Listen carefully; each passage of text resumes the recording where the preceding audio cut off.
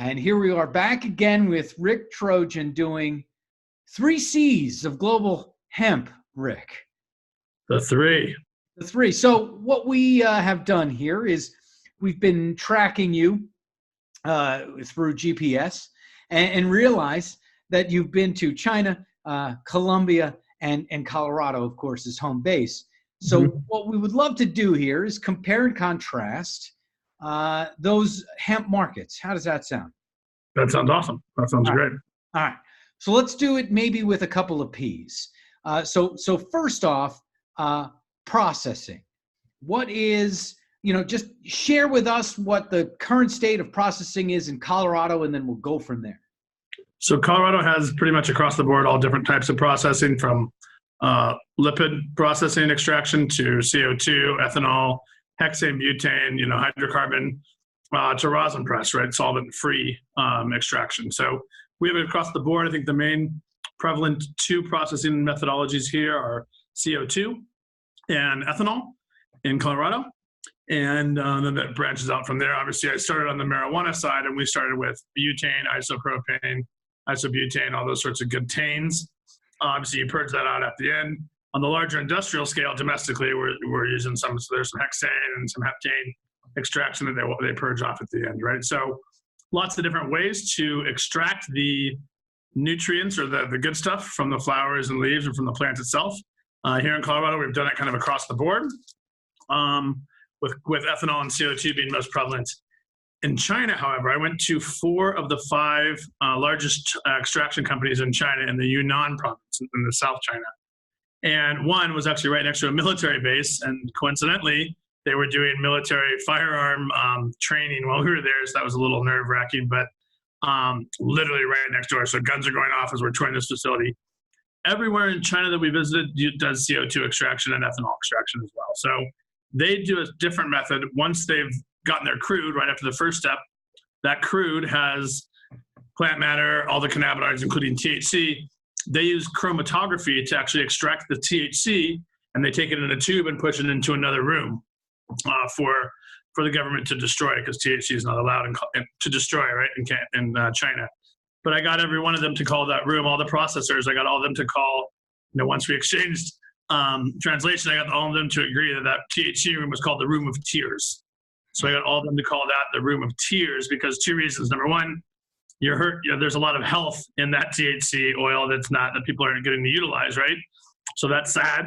And then the other side is there's a lot of revenue and a lot of economic opportunity that they're apparently burning off or destroying. So all of them agreed with me in Chinese and in the US that it was called the room of tears. So they actually take and almost all the Chinese product is full spectrum, and the THC is removed during the second stage of the extraction process, which is interesting. All right. So that is a clear distinction between Colorado and China. What about processing in Colombia? So Colombia, I've been all over Colombia a couple different times. In the guerrilla territory, right, they use old school processing technologies, steam distillation, liposomes, lipid fat distillation, ethanol. But on the larger scale, CO2, ethanol, really on the larger commercial extractions in Colombia. Not a lot of those I've actually seen firsthand, but I've heard, through the grapevine and the business presentations that they're up and running and ready to go. The thing is, in Colombia, all that stuff is done underneath a research permit. So it has to be in cooperation with a university or with some type of a research, and import-export is under the research. So it's a little different from a legal landscape on the processing side, but they've been processing it, from the guerrillas up in, Toribio and Silvia, outside up, above the Andes, above Medellin, and then also in Bogota and on the ocean, they're using a lot of different techniques to do it for research purposes on the hemp side. And you bring up our second P, which is policy. So that is, where we are in Colombia. What about how that compares to policy in China, Colorado? So we'll work our way backwards. We'll hop over to China. So in China, it's all controlled by the government. The government controls licensing, controls technology. They have third parties they partner with that run the operations, for example. But I spoke at the Heilongjiang Hemp Conference in July 3rd and 4th, actually, and they're partnered with the Academy of Agricultural Sciences. Every province has an agricultural sciences academy that they partner with for research and operational commercialization of the technology. So all of that is done through the agricultural or Academy of Arts or Academy of Science in each province. And it's all strictly controlled. Now we're in Colorado on the policy side. Our governor, Governor Jared Polis, he is a huge proponent of cannabis, has been for a long time, both sides of the plants. He was House District 2 and represented cannabis very strongly in the House, helped pass the 2014 Farm Bill and the 2018 Farm Bill, was very vocal, eating cannabis food like hemp seeds and hemp hearts and hemp milk with Representative Massey from Kentucky a couple years back. And so Jared Polis is now went from our House rep to our governor, and he actually spoke at the American Herbal Products Association conference a couple weeks ago. I was there on behalf of HIA, and he spoke for almost an hour on the topic. He was our keynote. He was their keynote, and he was fantastic. That was the longest. His aide told me that was the longest he spoke on one subject since becoming governor. So on the policy side, we have engaged a group called CHAMP here in Colorado. They're essentially an activist and expert group to work on processing, policy, all the different regulations, transportation, to really help Colorado remain the leader in the hemp space from a research and development space with the leadership of Governor Polis. So very progressive policies here. We've had hemp as a food for a while, actually legislatively for 2 years.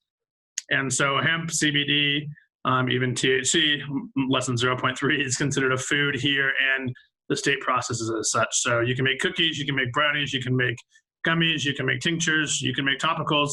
All of that is good to go here in the state. So it's a very pro-cannabis forward policy here in Colorado.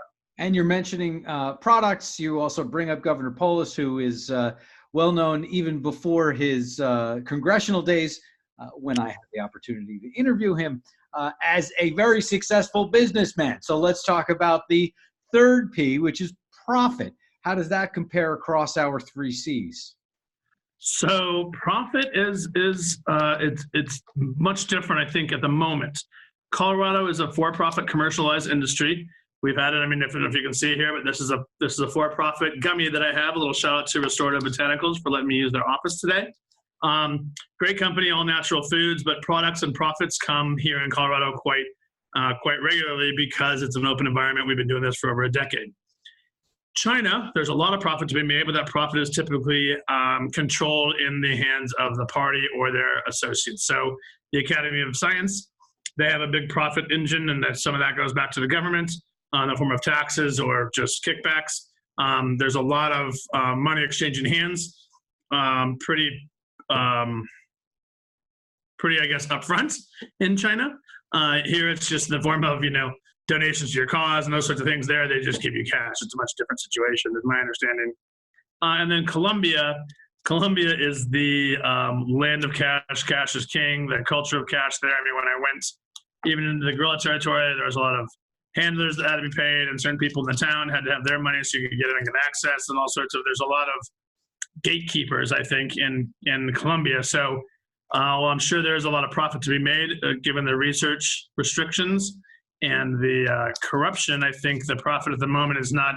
There's not a lot to be had on the hemp side in Colombia. But don't get me wrong, that they've rocked it out with other C's, cocaine, other C's, high THC cannabis, and so I'm very confident with another C that Colombia will have cannabis be profitable on the hemp side very soon as well. So that's developing, but 3 different markets: more the capitalist market, right, in Colorado, the communist controlled market in China, and then of course kind of the in between in Colombia. There you go. Very interesting. I love these conversations. Thanks so much for giving us this time. Here's a question I've never asked you, because we're talking about 3 C's, 3 P's, and then there's the 3 I's that comes in the Rick Trojan the third, right? Yeah. I never talked to you about it. This means that there are 2 other Rick Trojans before you. There are. Right. It's actually Arthur Richard Trojan the third. So my grandfather, senior, is Art Trojan, and then my father's Rick as well. So there are 2 Rick Trojans before me. Did anyone ever call you Trey?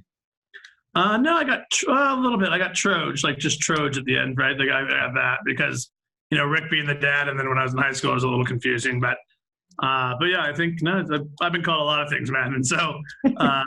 But I'll take Trey. Trey's not as bad as some other ones for sure. There you go, Rick Trojan. Thanks so much. I can't wait for the next one. Cheers.